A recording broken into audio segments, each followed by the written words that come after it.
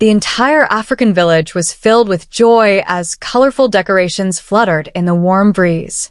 Traditional drums echoed through the streets while neighbors danced and celebrated the wedding of Amina, a beautiful young woman whose kindness had made her loved by everyone.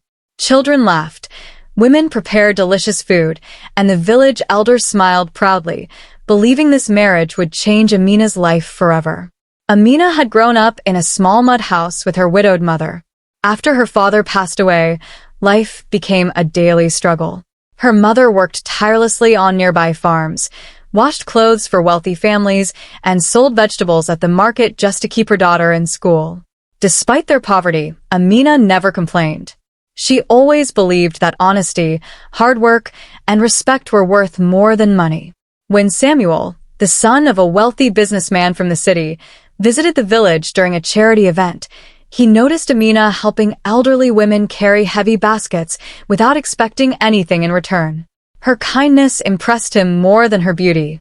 Over the following months, Samuel continued visiting the village until he finally asked Amina to marry him. The proposal shocked everyone. Many villagers believed Amina's difficult life was finally over. Her mother thanked God every night, believing her daughter would never have to experience poverty again. On the wedding day, Amina wore a beautiful white dress that had been sewn by the women of her village.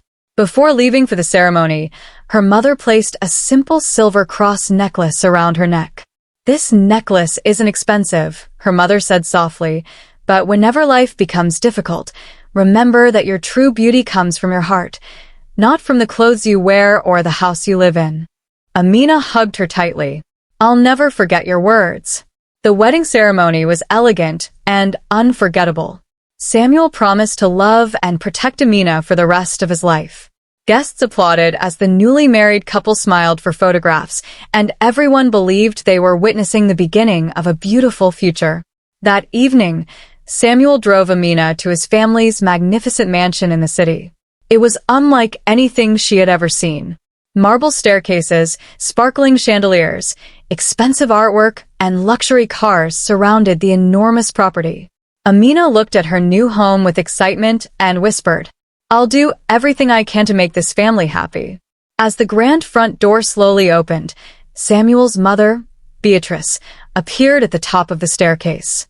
Her elegant appearance hid a heart filled with pride and prejudice. She slowly looked at Amina's simple necklace, then at her modest suitcase. Without welcoming her, she turned to one of the housemaids and said in a cold voice, "Show our guest where she'll stay." The word guest echoed painfully in Amina's heart. She had entered the mansion believing she was arriving as a beloved daughter-in-law. She didn't realize that, to Beatrice, she would never be accepted as family. Amina's first morning in the mansion began before sunrise. While everyone else was still asleep, she quietly left her room and walked into the large kitchen. Remembering her mother's advice, she wanted to prove that she was worthy of becoming part of Samuel's family. With the help of the housekeeper, she prepared a delicious breakfast, decorated the dining table with fresh flowers, and carefully arranged every plate and glass. Looking around the beautiful dining room, Amina smiled to herself. "Maybe if I work hard and respect everyone, Mother Beatrice will eventually accept me." A few minutes later, Samuel entered the room, wearing an elegant business suit. He smiled when he saw the breakfast. "This looks wonderful," he said. Before Amina could thank him, Beatrice walked into the dining room. She looked at the table without saying a single word. Slowly, she picked up a spoon, tasted the soup, and immediately placed it back on the table with a loud clang. "What is this?" she asked coldly. Amina's smile disappeared. I followed the chef's recipe." Beatrice looked at the servants. "Take everything away." The servants hesitated. "I said throw it away." Without arguing, they cleared the entire table and dumped the food into the trash. Amina stood frozen. "But I spent hours preparing it." Beatrice turned toward her. "No one asked you to cook." She stepped closer. "A girl raised in a poor village should know her place." Samuel quietly lowered his eyes and continued drinking his coffee. Amina looked at him, hoping he would defend her. Instead, he remained silent. That silence hurt far more than Beatrice's words. From that day on, Beatrice made sure Amina's life became miserable. She ordered her to clean every room in the mansion, even though there were several housekeepers. She criticized everything Amina did. If the floor was clean, Beatrice claimed it was dirty. If the food tasted perfect, she complained it had too much salt. If Amina wore simple clothes, Beatrice mocked her for looking poor. If she dressed elegantly, Beatrice accused her of pretending to be rich. No matter how hard Amina tried, nothing was ever good enough. The servants watched quietly. Many felt sorry for her, but everyone feared Beatrice too much to interfere. One afternoon, while dusting an expensive cabinet, Amina accidentally knocked over a crystal vase.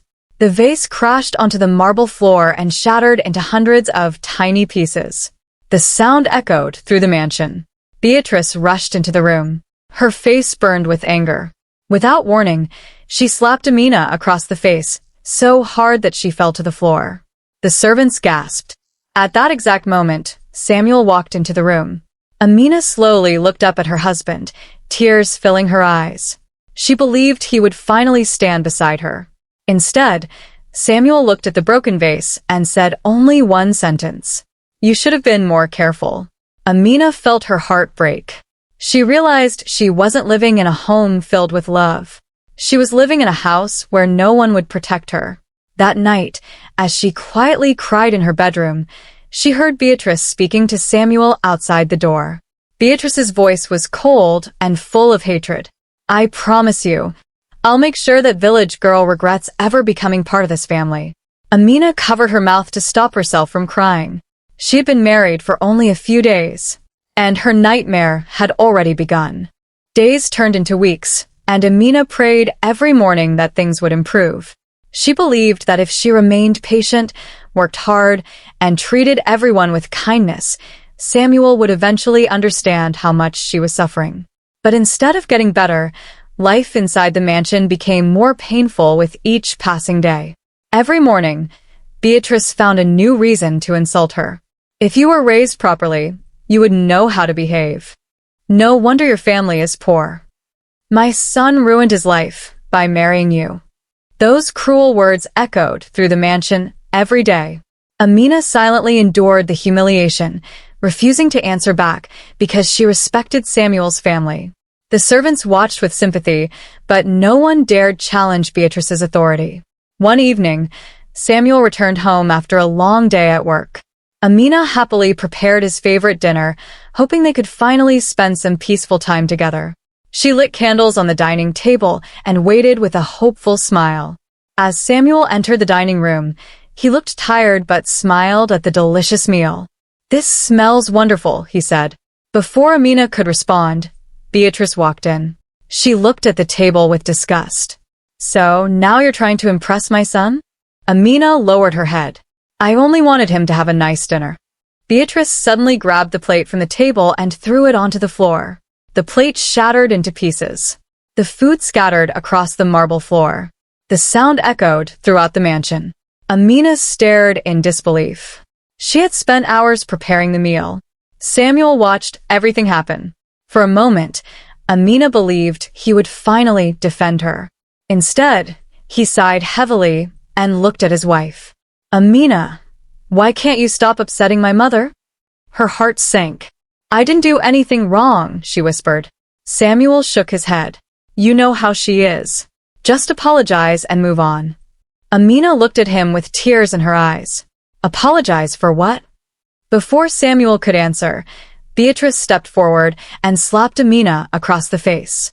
The force of the slap caused Amina to lose her balance and fall against the dining chair. She slowly touched her cheek, unable to believe what had just happened. She turned towards Samuel. He remained completely silent. That silence hurt more than the slap itself. For the first time since their marriage, Amina understood a painful truth. Her husband would never protect her.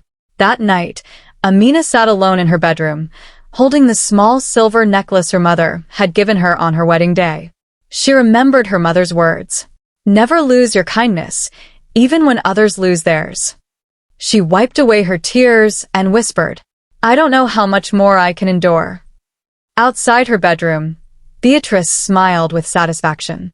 She believed she had already broken Amina's spirit. But she had no idea that the greatest tragedy was still ahead. In the days to come, Samuel's heart would grow colder, and one terrible decision would change Amina's life forever. Several months passed, and the mansion no longer felt like a home. Every day, Amina lived in fear. She spoke softly, walked carefully, and tried her best to avoid upsetting either Samuel or Beatrice. No matter how hard she worked, nothing she did was ever enough. One afternoon, Amina received a phone call from her mother. "My daughter," her mother said lovingly, "you haven't visited in months. Are you happy?" Amina looked around to make sure no one was listening. She wanted to tell her mother the truth, that she was insulted every day, treated like a servant, and cried herself to sleep every night. But she couldn't bear to break her mother's heart. "I'm fine, mother," she whispered. "Please don't worry about me." After ending the call, she quietly wiped away her tears. That evening, Samuel returned home in a bad mood after learning that one of his business deals had failed. Furious, he walked into the living room where Beatrice was waiting. "This is all because of her," Beatrice said, pointing at Amina. "Ever since she entered this house, nothing has gone right. She's brought nothing but bad luck." Samuel, already overwhelmed with anger, turned toward Amina. She stepped back nervously. "I didn't do anything," she said. "Please listen to me." But neither Samuel nor his mother wanted to hear her explanation. The argument grew louder. Amina begged them to calm down, but the situation quickly spiraled out of control. In the chaos, Samuel recklessly grabbed a container holding a highly corrosive cleaning chemical that had been left in the garage during renovation work. In a moment of uncontrolled rage, he threw the liquid toward Amina. She cried out in pain as the chemical splashed onto part of her face and shoulder. The room fell silent. Samuel froze. He stared at his own hands in horror, realizing what he had done. Beatrice's expression changed from anger to shock, but instead of calling for help immediately, she whispered, "We can't let anyone find out." One of the housemaids, unable to watch any longer, ignored Beatrice's orders. She rushed to Amina, covered her with a clean cloth, and immediately called for an ambulance. Within minutes, emergency medical workers arrived and carefully carried Amina to the hospital. Doctors worked through the night to save her life. Although she survived, they explained that she would need a long period of treatment and several reconstructive surgeries. When the police arrived at the hospital, Samuel and Beatrice tried to claim it had been an accident. But the frightened housemaid, who had witnessed everything, quietly stepped forward. With tears in her eyes, she told the officers, "It wasn't an accident. I saw what happened." Lying in her hospital bed, exhausted and heartbroken, Amina looked at the silver necklace her mother had given her. Despite the pain, she made a promise to herself. "They may have changed my appearance," she whispered, "but they will never destroy my spirit." That night marked the end of Amina's old life. It was also the beginning of a journey that would transform her from a frightened victim into a woman whose courage would inspire thousands. The first morning Amina opened her eyes in the hospital, everything felt different. The bright white ceiling, the steady sound of medical monitors, and the smell of medicine reminded her that her life had changed forever. She slowly reached for the small silver necklace around her neck, the gift her mother had given her on her wedding day. It was the only thing that still connected her to the hopeful girl she had once been. Days turned into weeks. Amina underwent several surgeries and painful treatments. Some mornings, she wanted to give up. Looking at her reflection filled her with sadness, and she wondered if she would ever smile with confidence again. Whenever those thoughts overwhelmed her, her mother sat beside her bed, holding her hand. "My daughter," she would say gently, "they injured your body, but they cannot touch your courage. Real beauty begins in the heart." Those words became Amina's strength. One afternoon, a woman named Grace visited her hospital room. Grace worked for a foundation that helped women rebuild their lives after domestic violence. Instead of treating Amina with pity, she spoke to her with respect. "You are not your scars," Grace said with a warm smile. "You are your strength. Many women have rebuilt their lives, and so will you." For the first time since the attack, Amina felt a small spark of hope. After leaving the hospital, she moved into a safe shelter, supported by the foundation. She began attending counseling sessions, learned new business skills, and met other women who had survived terrible hardships. Listening to their stories helped her realize she was not alone. Every evening, she practiced sewing, handmade jewelry, and online marketing. She refused to let her past define her future. Slowly, the frightened woman who had once lived in fear began transforming into someone stronger and more confident. Months later, Amina opened a tiny workshop where she designed beautiful handmade African clothing and accessories. At first, she had only a few customers, but her creativity and determination soon attracted attention. People admired not only her work, but also her inspiring story. Her business grew steadily, and she hired other women who had survived abuse, giving them jobs, training, and hope for a better future. Meanwhile, Samuel and Beatrice believed Amina would never recover. Confident that the incident would be forgotten, they continued enjoying their luxurious lifestyle. But they didn't know that the brave housemaid who had witnessed everything had kept copies of security camera footage and important documents. One evening, the lead police investigator received an anonymous package. Inside were photographs, witness statements, and a flash drive containing evidence that could change the entire case. The investigator looked at the files and quietly said, "This wasn't an accident."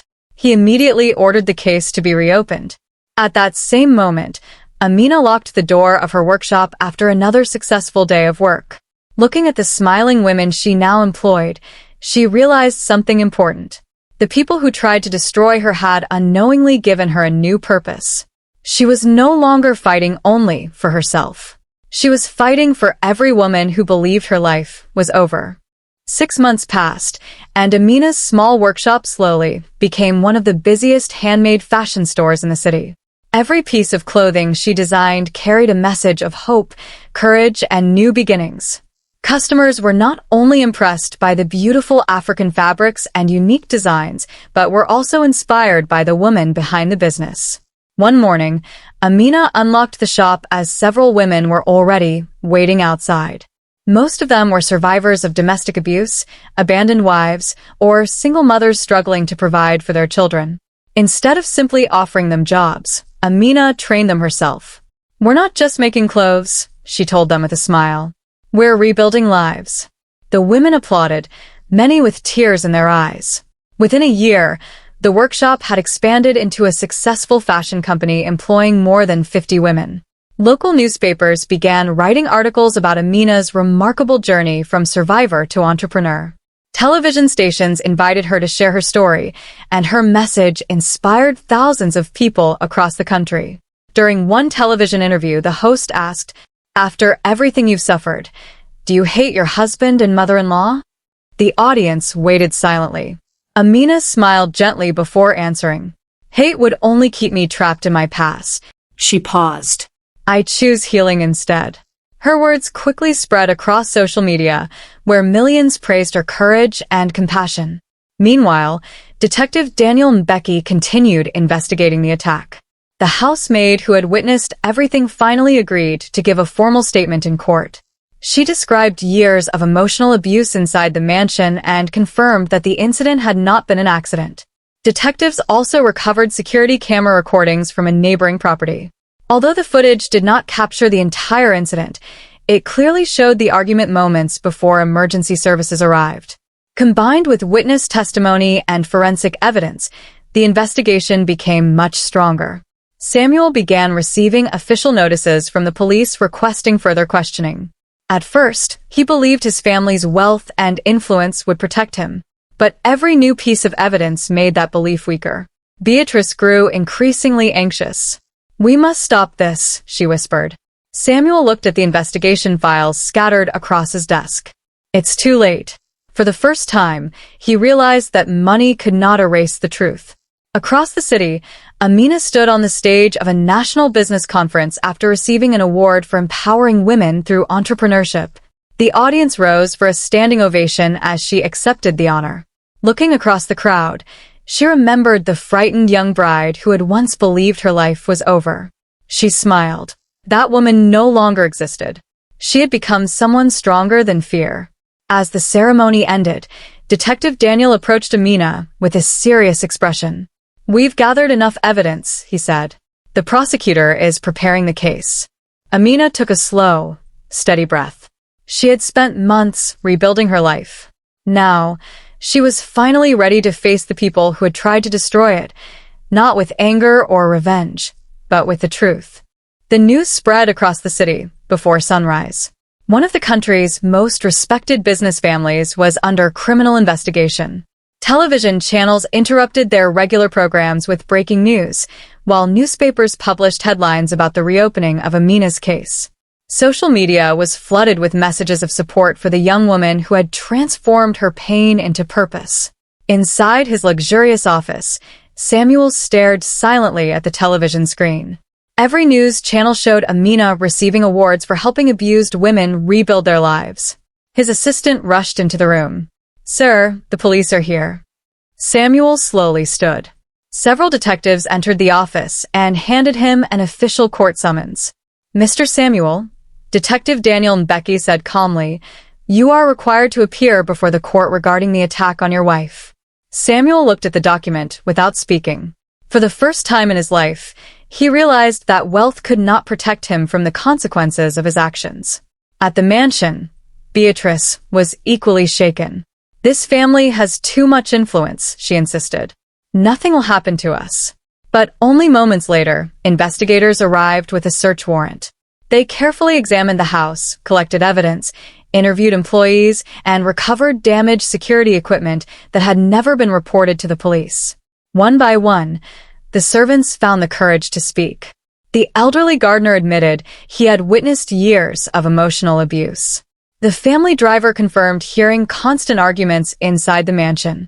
The housekeeper described how Amina had been humiliated almost every day. Their testimonies painted the same picture. Amina had never been treated like a daughter-in-law. She had been treated like a servant. Meanwhile, Amina continued focusing on her foundation rather than the investigation. Every morning, she visited her workshop, encouraged the women working there, and reminded them that success was the greatest answer to cruelty. One afternoon, she received an invitation to speak at a national conference on women's empowerment. Standing before thousands of people, she shared her journey. "There was a time when I believed my life had ended," she said. "I looked in the mirror and saw only pain." The audience listened in complete silence. But then I realized something. No one else has the power to decide my worth. Applause filled the auditorium. "Our scars may tell the story of what happened to us." She smiled confidently. "But they do not decide how our story ends." Many people stood and applauded. Some wiped tears from their eyes. Watching the speech on television, Samuel lowered his head in shame. He finally understood the depth of the pain he had caused. Later that evening, Detective Daniel visited Amina. "The prosecutor has reviewed all the evidence," he said. "The case is officially moving to trial." Amina closed her eyes for a moment. She had waited a long time to hear those words. She wasn't seeking revenge. She simply wanted the truth to be heard. As she looked out of the window, she whispered quietly, "Whatever happens next, I'm no longer afraid." Outside, television crews were already gathering outside the courthouse. The trial that would change all of their lives was only days away.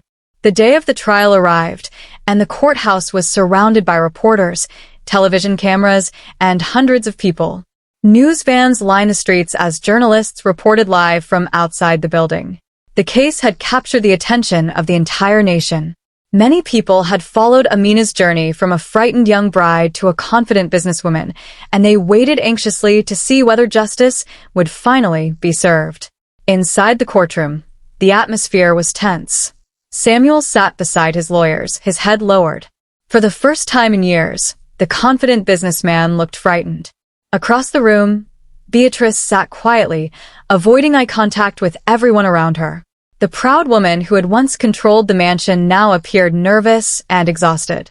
Amina entered the courtroom wearing a simple but elegant African dress. The scars on her face were still visible, but she walked with confidence. Every person in the courtroom stood as she passed. She was no longer seen as a victim. She had become a symbol of courage. The judge called a hearing to order.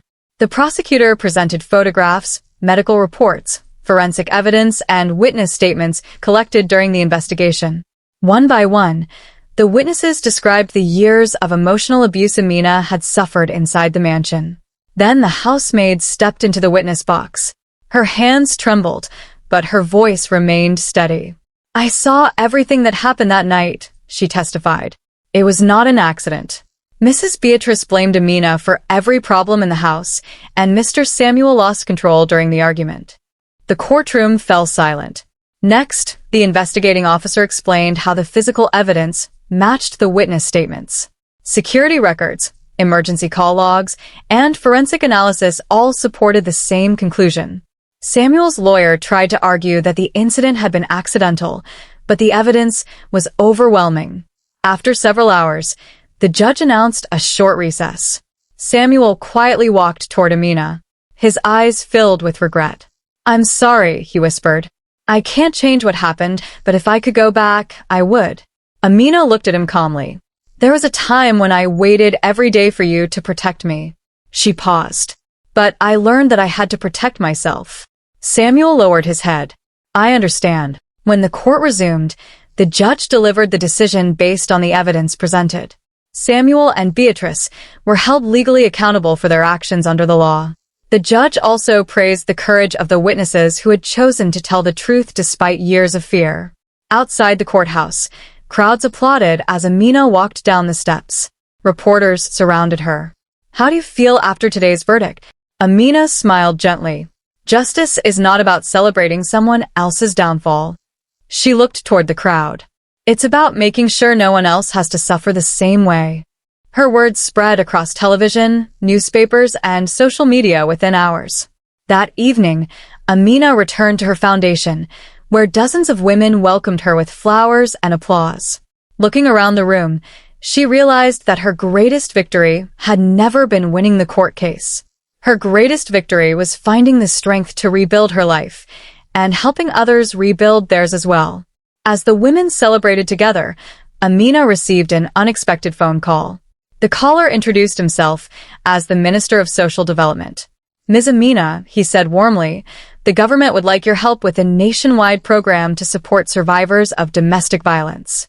Amina smiled as tears filled her eyes. Her painful past had become the beginning of a brighter future, not only for herself, but for thousands of women who were still searching for hope. 1 year after the trial, Amina's life had transformed beyond anything she had once imagined. The small workshop she had started with just a few sewing machines had grown into one of the country's most respected fashion companies.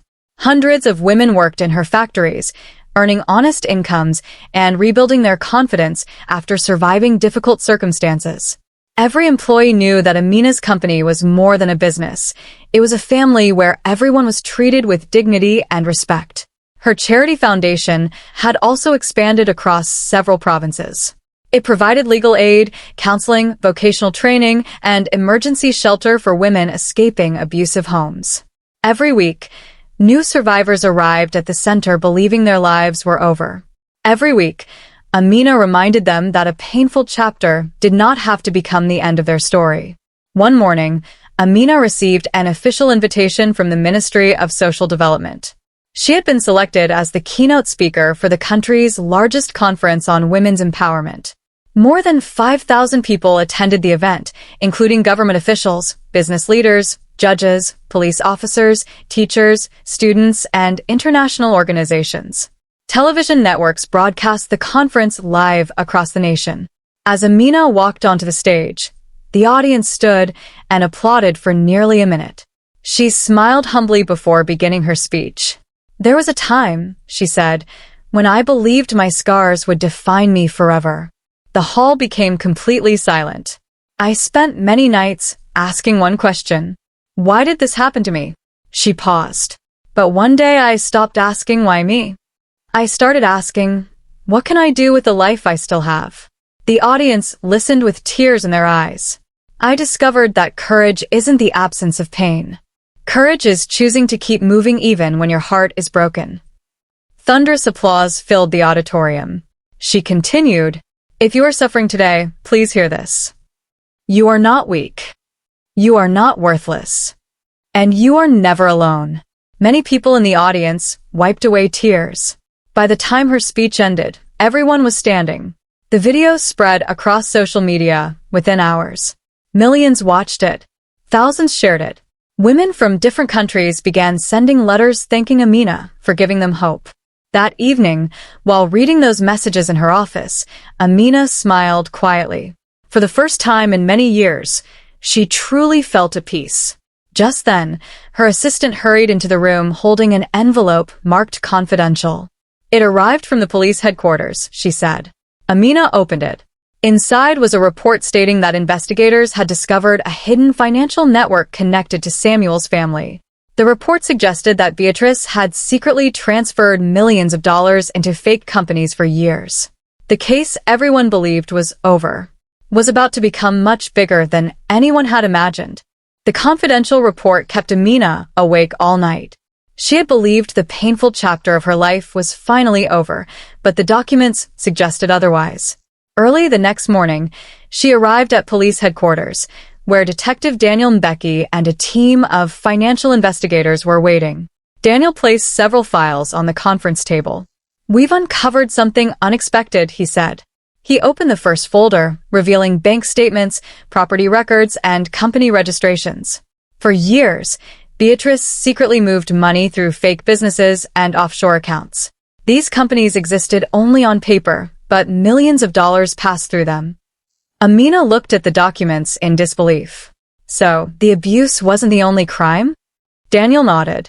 No. "We now believe some of the family's wealth came from fraud and illegal financial activities." The investigation quickly expanded. Financial experts examined years of business transactions, while police searched offices, warehouses, and private properties connected to Samuel's family. Every day brought another shocking discovery.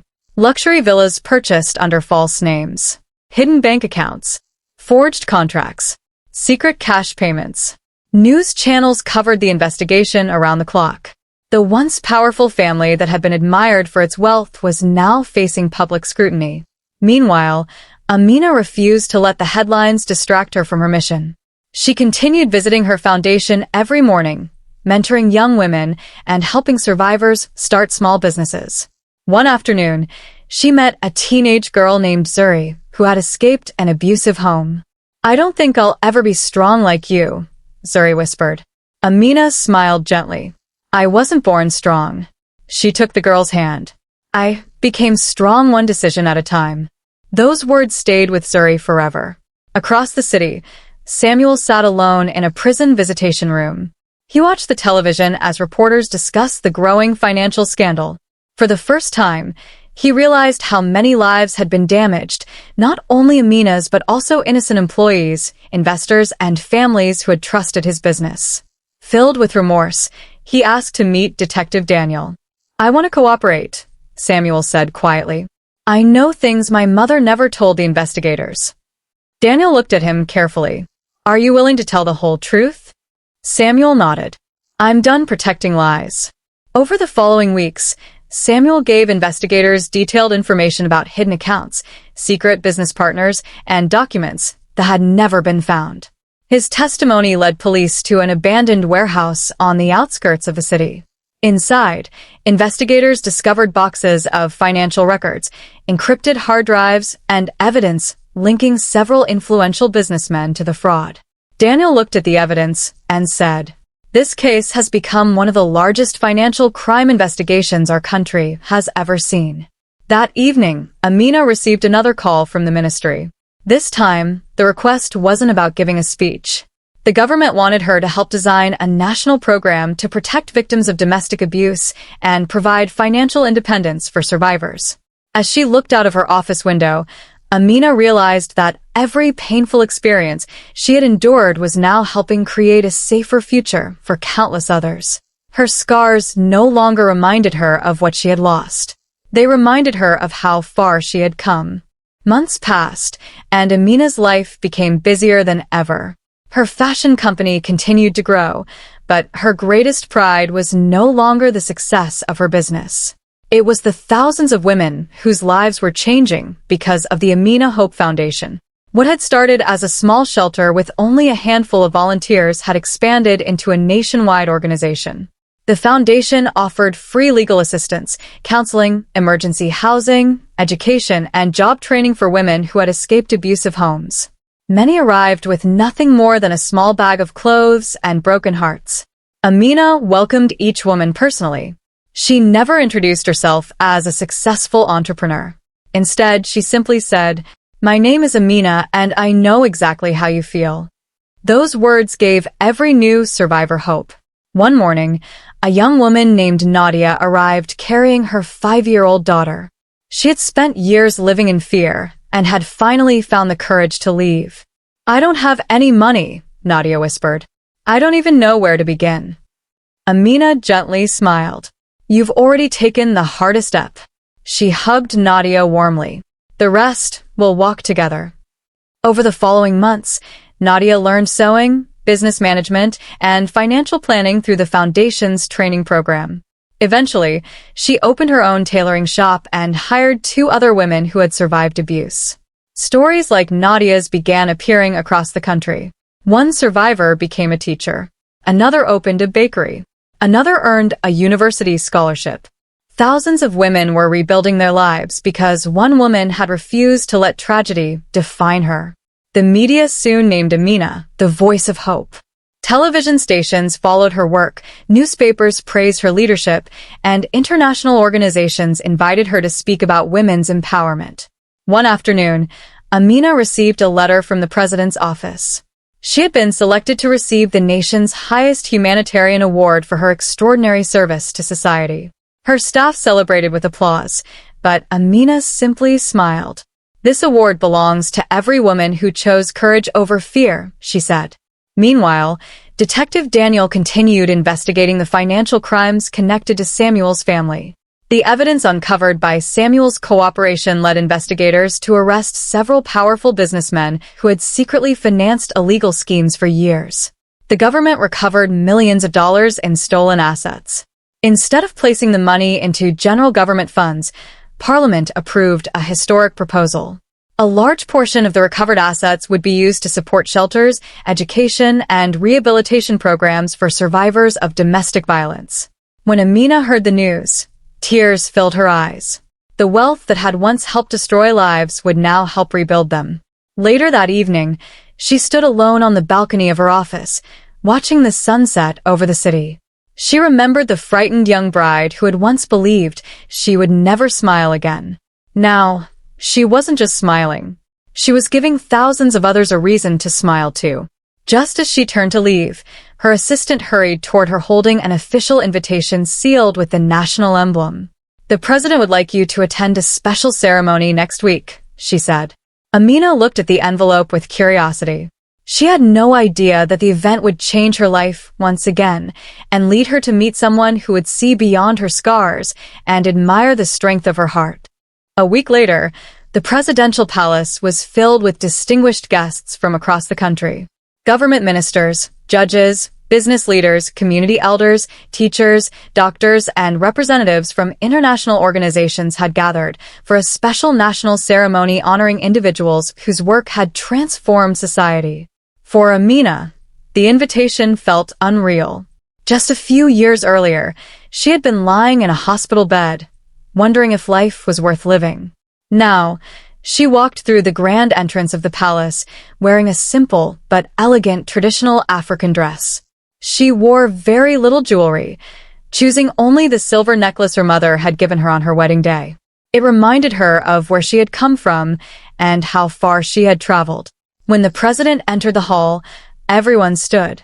After recognizing doctors, teachers, firefighters, and humanitarian workers, the Master of Ceremonies announced the final award of the evening, the National Medal of Courage.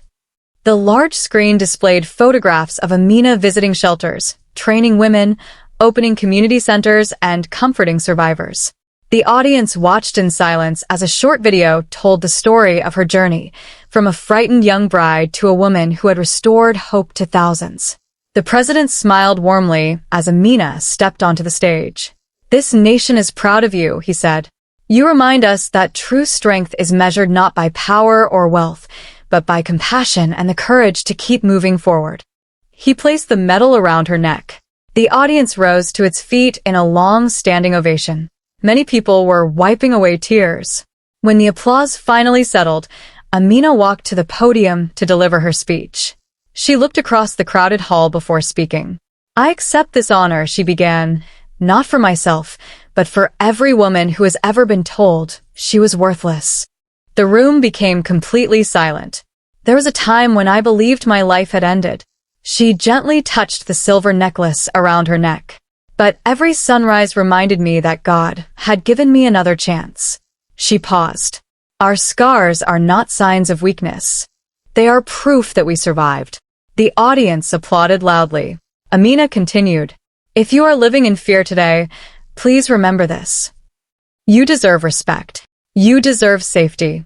And you deserve the opportunity to build a future filled with hope." By the time her speech ended, the applause echoed throughout the hall. Television stations broadcast the ceremony live, and millions of people watched from their homes. After the event, dozens of young women approached Amina to thank her. One little girl, no older than 10, handed her a handwritten letter. It read, "When I grow up, I want to be brave like you." Amina smiled with tears in her eyes and hugged the child. As she prepared to leave the palace, the president's chief advisor quietly approached her. "Ms. Amina," he said, "the government has approved funding to build 10 new hope centers across the country." Amina covered her mouth in surprise. The advisor smiled. "And we would like you to lead the project." Looking up at the evening sky, Amina whispered a quiet prayer of gratitude. She realized that the people who had once tried to destroy her future had unknowingly led her to discover her true purpose. Her story was no longer about pain. It had become a story of hope, healing, and second chances, one that would continue inspiring generations to come.